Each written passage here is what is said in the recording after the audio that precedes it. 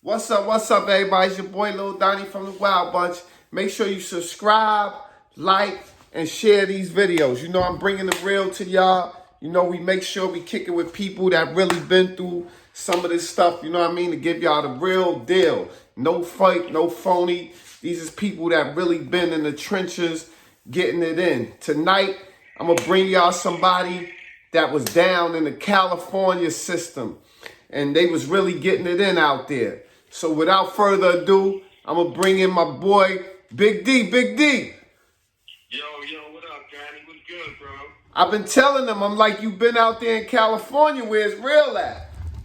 Yeah, I was running around, fucking around in Brooklyn, back and forth to California. My mom got married in '83, and I was fucking around with the crack shit back then, so I transported. Went out there, doing a little shit, getting a little money, fucking around, and I caught a wild case.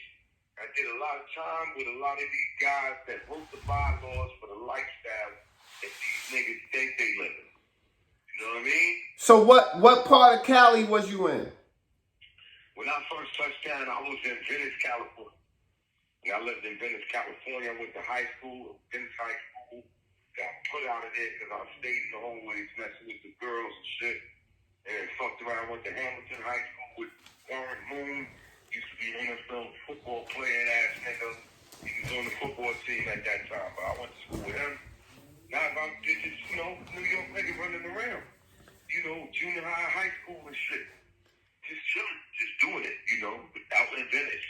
So we hear some of the being from the East Coast, we hear about the West Coast, Compton, Crenshaw and all that. You ever been through any of that?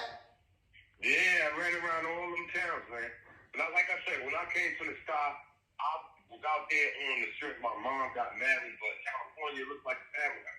So we run around crazy in Brooklyn. There ain't nothing changed. I'm gonna still run. But I'm out there. Everything was beautiful. School was nice. I met a lot of good people, but gangbanging it was like the 80s, the beginning with Crips and Blood. It was only in California. I had never heard of none of that shit. It was a color code. You couldn't wear colors from certain sides of town and all that. But the way I was moving, Donnie, I was good because I had money. Niggas had work. And, anywhere I went, it was a popularity contest, basically. You know what I'm saying? Not on a negative level, but the life was like that. Like, you had a half shirt on, nobody was recognizing nothing. So I was kind of able, luckily, to move through any one of them towns. Nigga, money moves you around. You know what I mean? Yeah. No doubt. But what I wanted to ask you about, to going like to the prison system for you being from the East Coast. Did you go through that LA County jail? We know that's world famous out there. Yes, I did. Yeah, I did county jail. I did 9,500 because I was non-affiliated.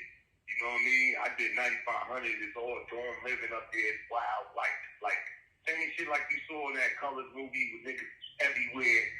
Everything going on all in a dorm. I did that time with my little bro. One of my brothers was with me, man. We was crying together out in LA.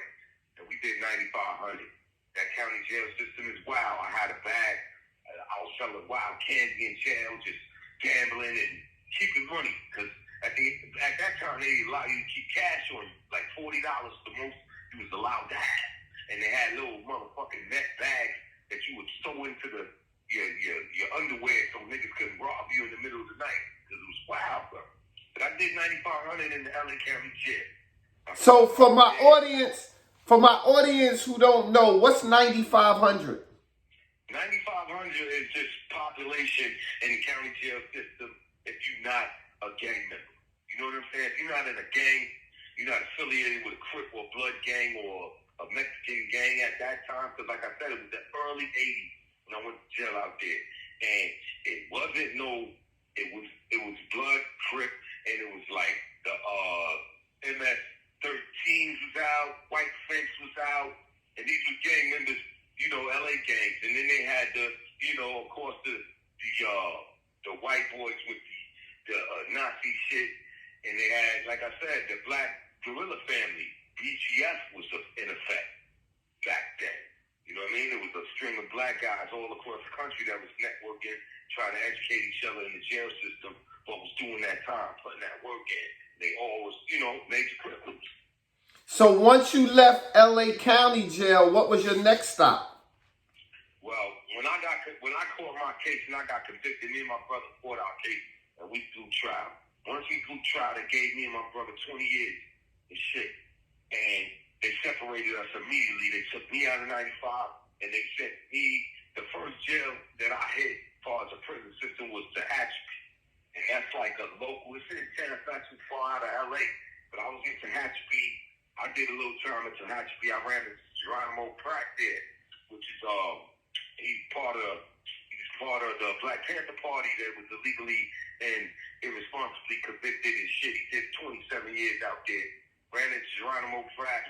A lot of heavyweights when I first got in. So when I got to jail, I was 20 years old, 21. And when they gave me 20, I thought that was it for me. I thought that was my life, So I was just connecting with whoever. It was like, to be honest, Donnie, you know where we come from. My whole shit was all about, I'm going to move what I'm going to do. If I'm here, if they give me 20, this is where I'm going to set my house at. So I started making my calls, connected with family and everybody, lining me up, had what I needed. And at the end of the day, a community people they ran up and it was like, oh, we know you. Your father's here. And I was like, everything changed, like shit changed. Because I don't know who the fuck these niggas talking about, but at the end of the day, it was like a different course that I was on. All right, so now when you, like I said, when you get in the prison system over there, because I didn't catch the name. You said it was called what? I went to Tehachapi. Oh, the Tehachapi is the name of the jail. If you know any of these jails, comment and let us know. Because some of the stuff he's saying, I'm not too sure. But if any of y'all can relate to it, let us know. We want the comments. So you said it was called Tehachapi? Yeah, first jail I went to was Tehachapi. And after that, they sent me to, where did I go?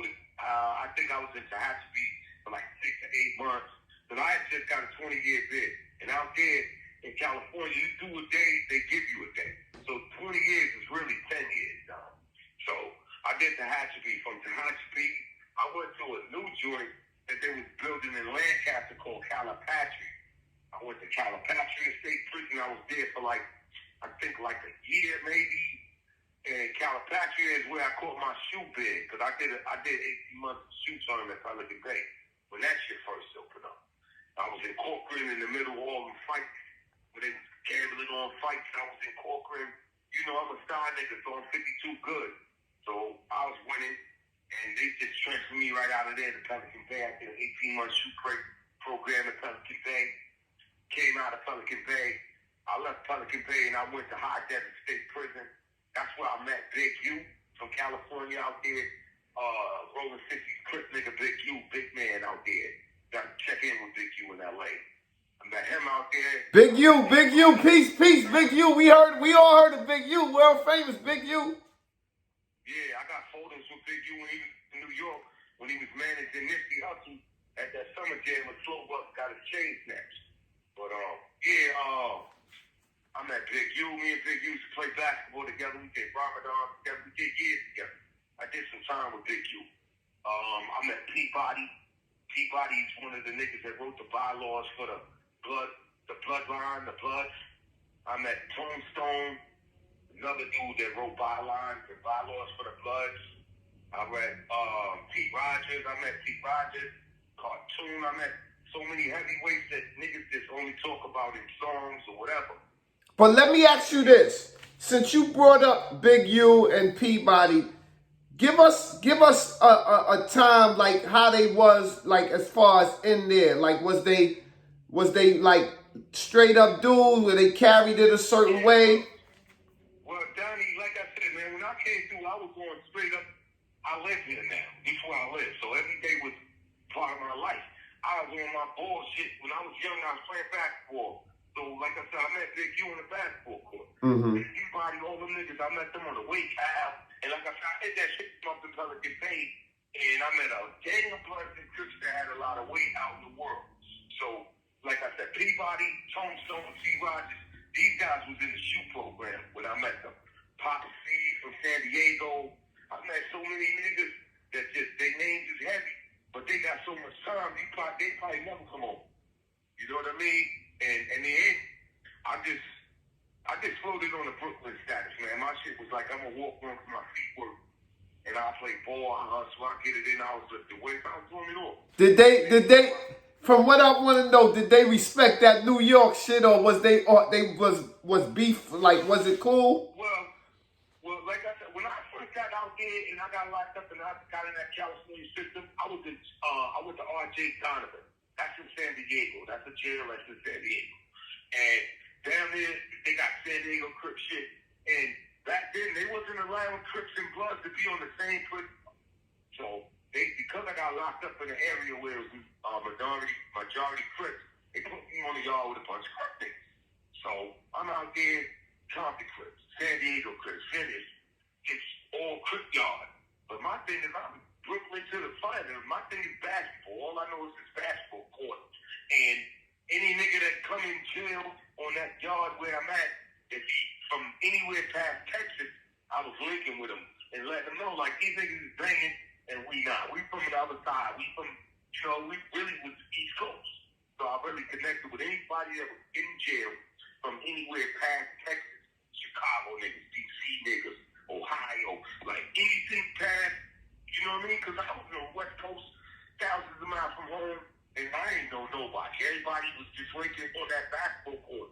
Basketball is like a universal fucking friendship, you know? So, like, kind of like what I want to ask you is this, because I want to still make sure I give a lesson into this, because when we talk about it sometime, we could get away from the message, right?